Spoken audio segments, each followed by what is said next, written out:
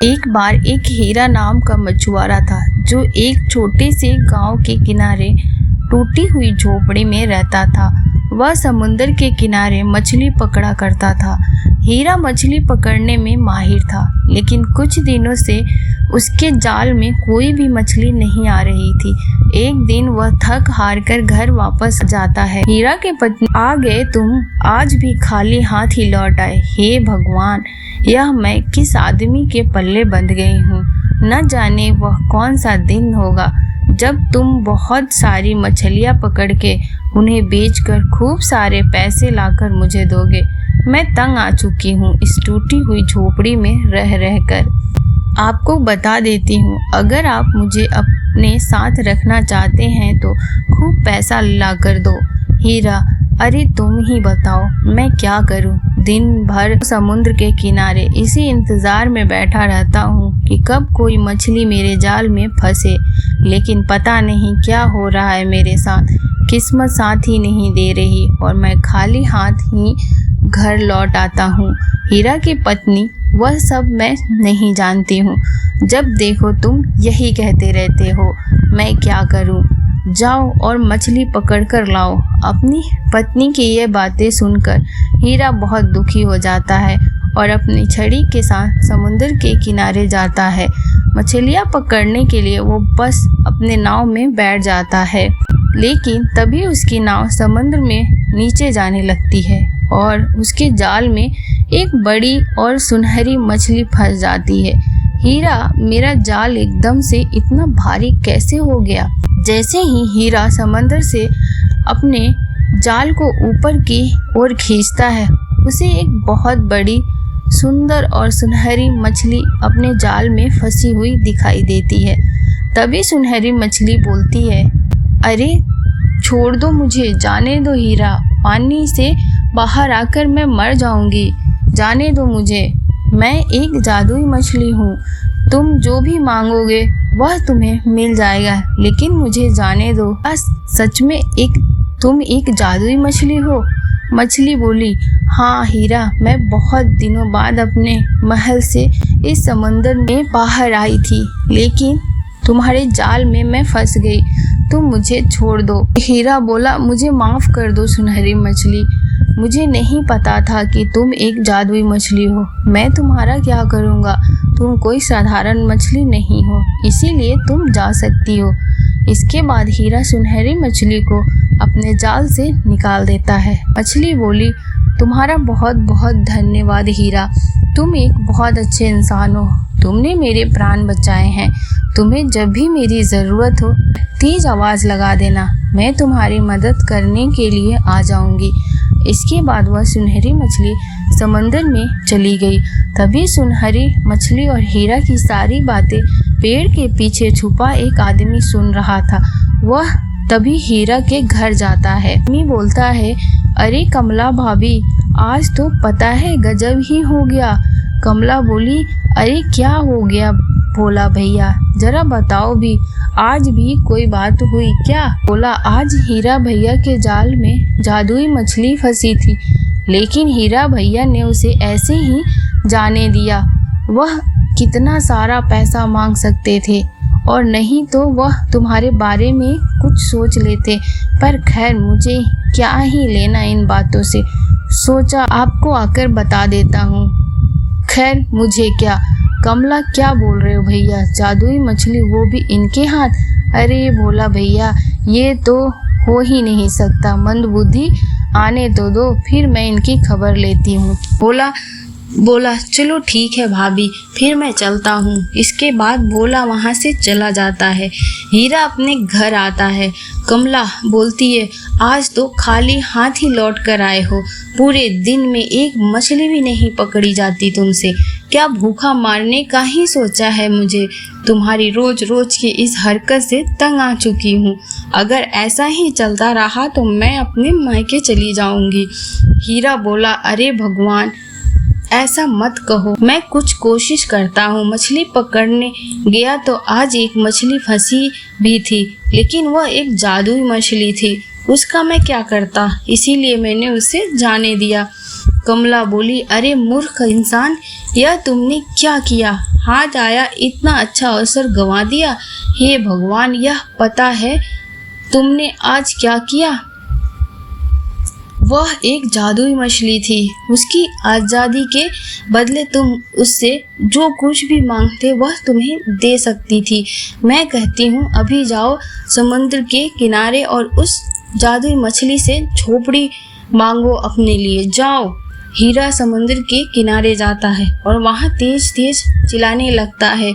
हीरा बोलता है, हे जादुई मछली, तुम जहाँ भी हो मेरे सामने आओ। तुम्हारी जान बचाने के बदले मेरे पत्नी को की कुछ इच्छा है। मेरे सामने आओ सुनहरी मछली। तभी सुनहरी मछली हीरा के सामने उपस्थित हो जाती है। सुनहरी मछली बोलती है, हीरा, क्या इच्छा है तुम्हारी पत्नी की?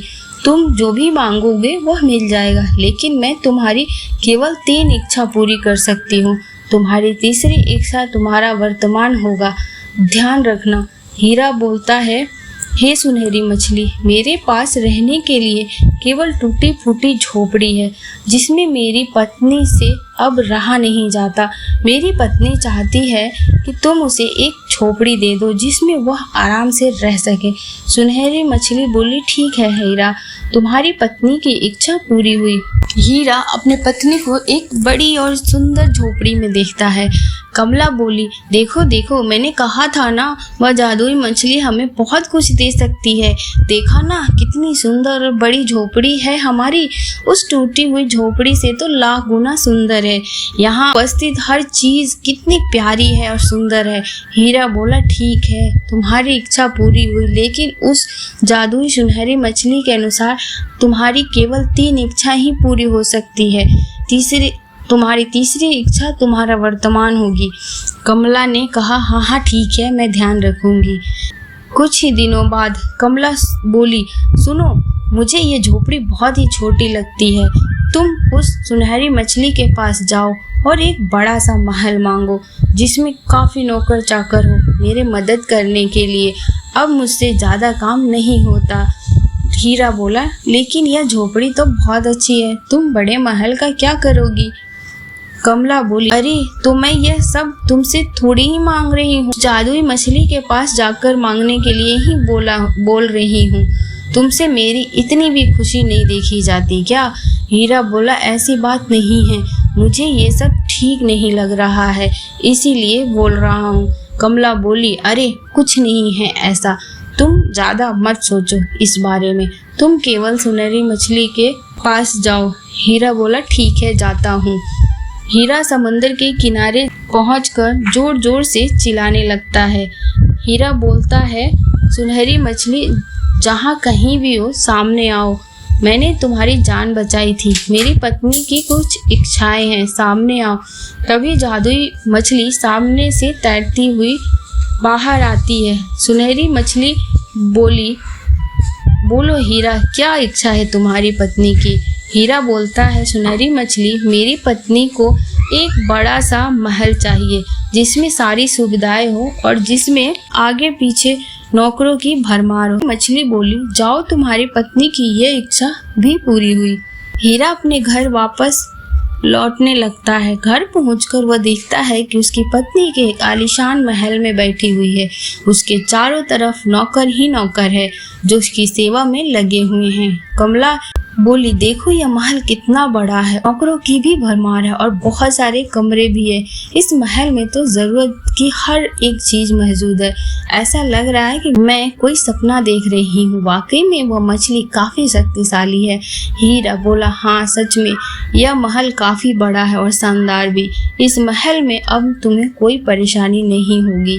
तुम्हारी ये इच्छा भी पूरी हुई, अब हम खुशी से रहेंगे।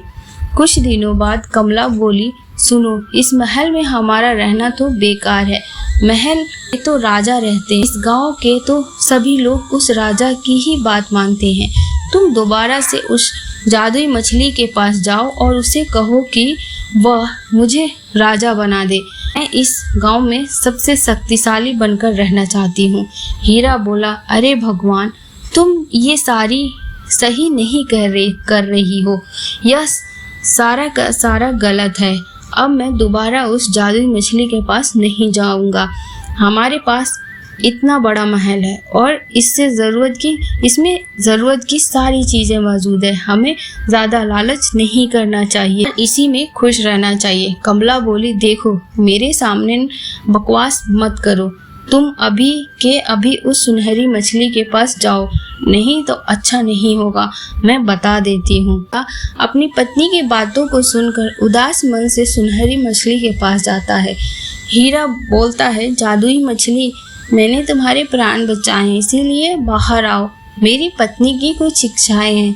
तभी अचानक से सुनहरी मछली सामने आती है।